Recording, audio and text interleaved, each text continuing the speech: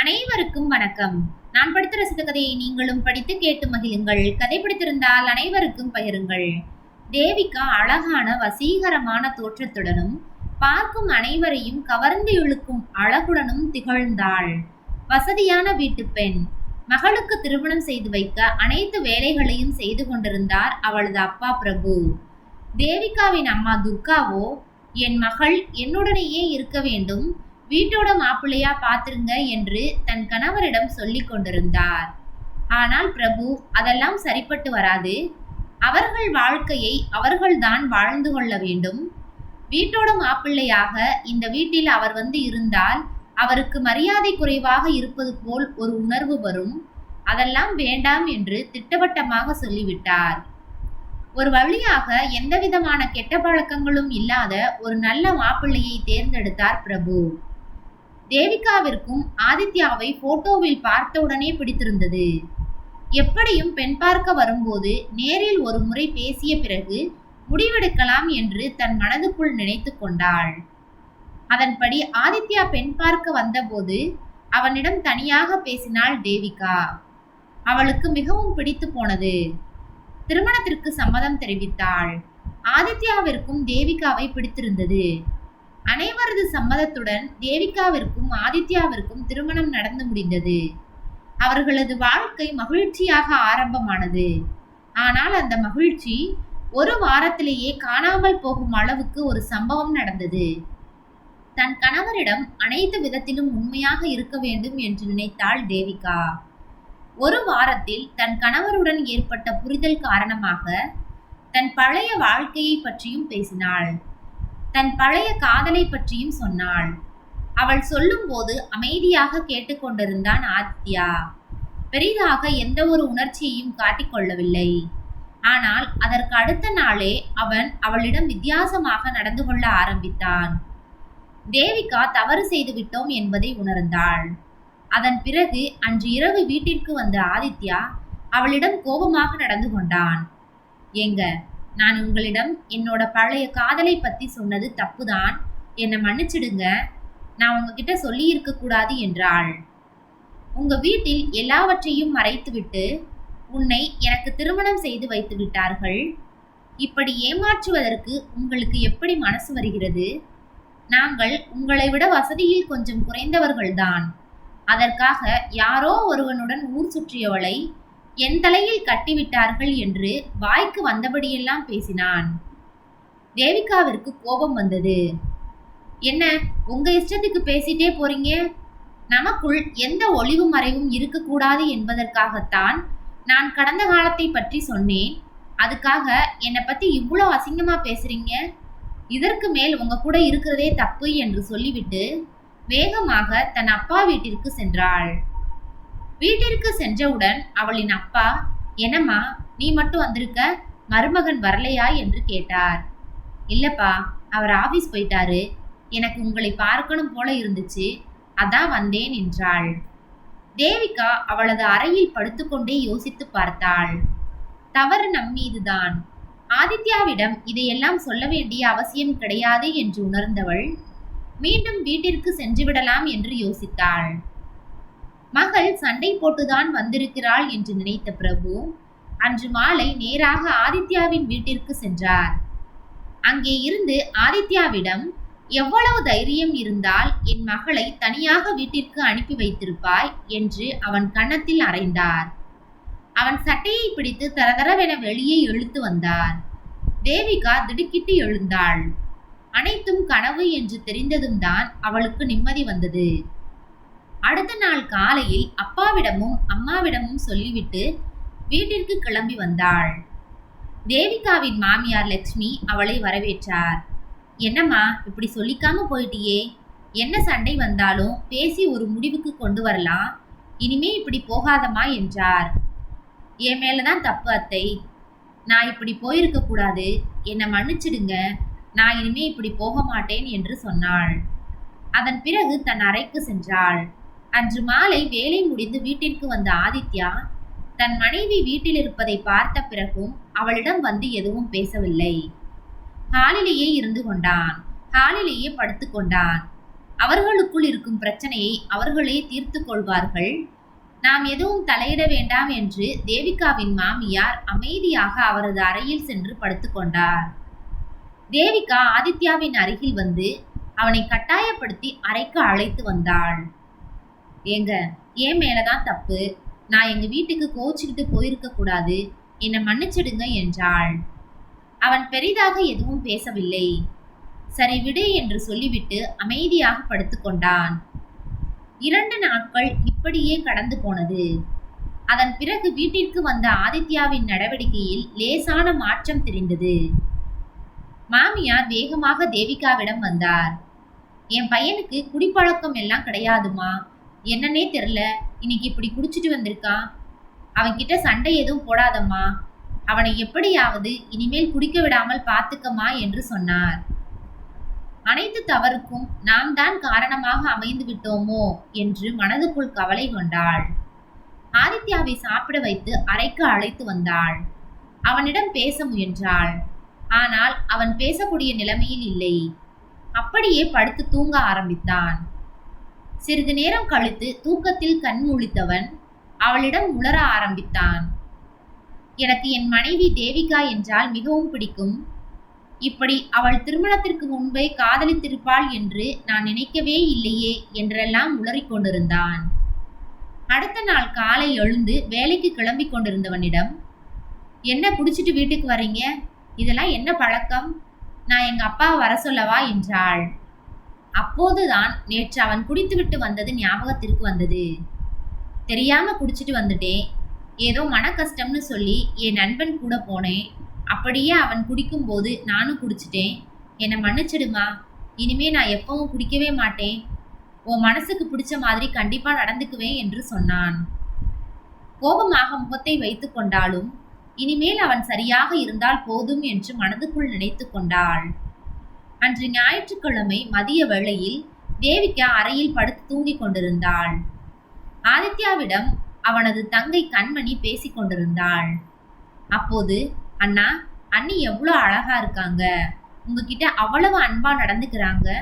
கோச்சுக்கிட்டு இந்த வீட்டை விட்டு அவங்க வீட்டுக்கு போனவங்கள நீ போய் சமாதானம் பண்ணி கூப்பிடாமலேயே அவங்க தப்ப உணர்ந்து அவங்களாவே வீட்டுக்கு வந்துட்டாங்க. அவங்க கிட்ட எதுவும் சண்டை போடாதனா, அவங்கள புரிஞ்சு நடந்துக்க பாரு. அதுதான் உன் வாழ்க்கைக்கு நல்லது. ஏதோ எனக்கு தெரிஞ்சதை சொல்லிட்டேன், அப்புறம் ஓ இஷ்டம் என்று சொன்னாள். நீ சொல்வதும் சரிதான் கண்மணி. நான் தான் அவளை புரிந்து கொள்ளாமல் நடந்து கொண்டேன். இனி அவளிடம் இப்படி நடந்து கொள்ள மாட்டேன் என்றான். அதன் பிறகு 1 வாரம் அன்பாக நடந்து கொண்டான். மனைவியிடம் பேசி இருவரும் ஹனிமூன் செல்லலாம் என்று முடிவெடுத்தனர். இருவரும் மூணாறு சென்றனர்.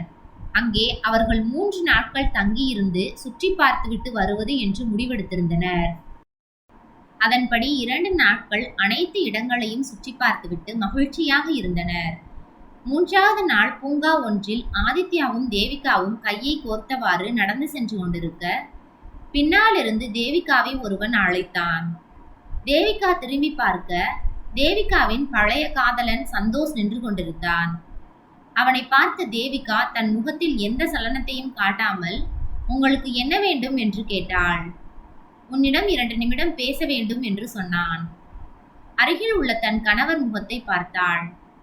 யார் இவன் என்பது போல் அவன் தேவிகாவின் முகத்தை பார்க்க, எங்க 2 நிமிஷம் மட்டும் என்னன்னு கேட்டுட்டு வந்துடுறேன், வந்து யாருன்னு சொல்றேன் என்றாள். சந்தோஷும் தேவிகாவும் கொஞ்ச தூரம் தள்ளி நின்று பேசிக்கொண்டனர். தேவி, அவசரப்பட்டு உன் கூட சண்டை போட்டு உன்னை விட்டு பிரிஞ்சிட்டேன். அது இப்போதான் எனக்கு தப்புன்னு தோணுது. இருந்தாலும் நீ சந்தோஷமா இருக்கிறது எனக்கு மகிழ்ச்சியா இருக்கு. எனக்கும் ஒரு பொண்ணுக்கும் திருமண ஏற்பாடு பண்ணியிருக்காங்க. எனக்கு உன்கிட்ட மன்னிப்பு கேட்கணும்னு தோணுச்சு. இங்கே யதார்த்தமா உன்னை பார்த்தேன், அதான் மன்னிப்பு கேட்கலாம் என்று அழைத்தேன் என்றான். நான் பழசையெல்லாம் மறந்து விட்டேன். நீங்க உங்க வாழ்க்கையை பாருங்க என்று சொல்லிவிட்டு கிளம்பினாள். தன் கணவரிடம் சென்று, அவர் பெயர் சந்தோஷ், என் கல்லூரி நண்பர், அவருக்கு திருமணம் நிச்சயம் வைத்திருக்கிறார்களாம் என்று சொன்னாள். ஆமாம், நீ ஒருவனை காதலித்தேன் என்று சொன்னாயே, அவன்தானே இவன் என்று கேட்டான் ஆதித்யா. அவள் சொல்லாமலேயே சந்தோஷை முன்னாள் காதலன் என்று ஆதித்யா சொன்னதால் அதிர்ச்சி அடைந்தாள் தேவிகா. அதை வெளிக்காட்டிக் கொள்ளாமல், ஆம், அவர்தான், அவருடைய திருமணத்திற்கு வர வேண்டும் என்று சொல்லிவிட்டு செல்கிறார் என்றாள். ஆனாலும் ஆதித்யா அவள் மேல் கோபமாகவே இருந்தான். வீட்டிற்கு வந்த பிறகும் மனைவியிடம், உன்னால் அவனை மறக்க முடியவில்லையா? என்னிடம் எதுவானாலும் சொல்லு, நான் வேண்டுமானால் உன்னை அவனுடன் சேர்த்து வைக்கவா என்று கேட்டான். அவன் அப்படி கேட்டது அவளுக்கு மிகப்பெரிய மன கஷ்டத்தை ஏற்படுத்தியது. எங்க அவருக்கே திருமணமாக போகுது, ஏன் இப்படியெல்லாம் பேசுறீங்க, கஷ்டமா இருக்கு என்றாள்.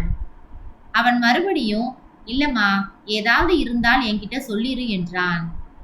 நேராக மாமியாரிடம் சென்றாள். அத்தை, உங்க பிள்ளை பேசுவது சரியில்லை. அவர் பேசியதற்கு என்னிடம் வந்து மன்னிப்பு கேட்காவிட்டால் நான் கண்டிப்பாக இனி இங்கு வரமாட்டேன் என்று சொல்லிவிட்டு வேகமாக கிளம்பினாள்.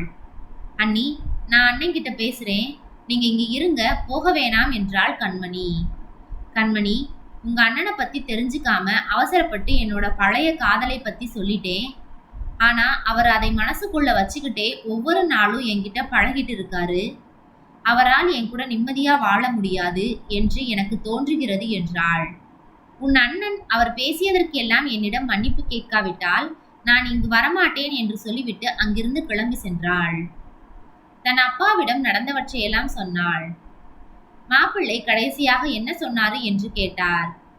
அவர் இன்னும் ஒன்னும் சொல்லலப்பா, அவர் என்னை கூப்பிட வர்றாரான்னு பார்க்கலாம் என்றாள். ஆதித்யாவுக்கு தான் பேசியது தவறு என்று உள்ளுக்குள் தோன்றினாலும் தேவிகாவிடம் சென்று மன்னிப்பு கேட்டு அவளை வீட்டுக்கு அழைத்து வர வேண்டும் என்ற எண்ணமே இல்லை. மனைவி அவனை பிரிந்து சென்று 3 நாட்கள் ஆகியும் அவளை சென்று பார்க்கவில்லை. அந்த வாரம் வெள்ளிக்கிழமை இரவு தன் அலுவலக பணியாளரின் நிச்சயதார்த்தத்திற்காக சென்றான். அனைத்தும் முடிந்த பிறகு அங்கிருந்து கிளம்பி வீட்டிற்கு தன் நண்பனுடன் வந்து கொண்டிருந்தான். அப்போது தன் நண்பனிடம், ஏண்டா, பொண்ணை பத்தி என்னமோ மண்டபத்தில் பேசிட்டு இருந்தாங்க, என் காதில் விழுந்துச்சு, என்ன விஷயம் என்று கேட்டான்.